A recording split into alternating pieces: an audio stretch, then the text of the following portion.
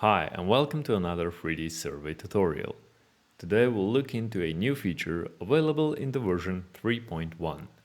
So I've got this gravel pit mapped out here and I'd like to see the height map.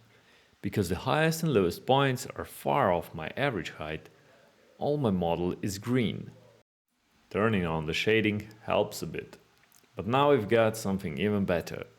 Right-click on the height map scale now reveals new options.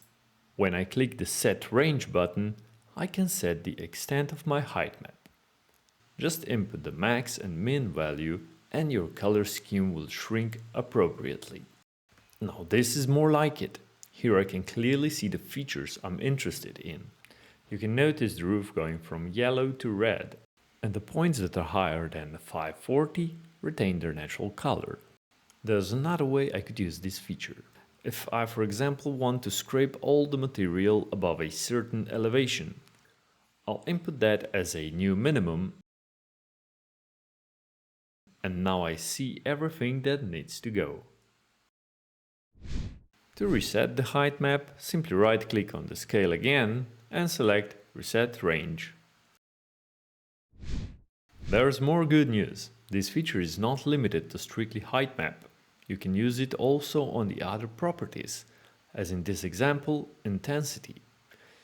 Here we can see that the majority of points fall in the bottom half of the scale, so it would make sense to shrink the color ramp to that extent. This time I'll input 40 for the max. I confirm and I can already see that my 3D model now looks much more sensible. I can clearly distinguish asphalt, inner walls and outside facade. This makes inspection much easier. Here's another example of where details are lost due to lack of contrast. In this LiDAR data, we can observe an archaeological site. To bring the clarity to the wall structure, we'll limit the height map to the extent of the site. That's between 557 and 550. And now we can see the walls much clearer.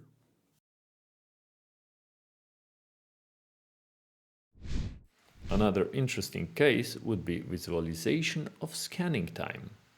In this case we have a point cloud obtained from a handheld scanner. And for visualization purposes I'll break it down to fifths, going from 0 to 20, 20 to 40 and so on.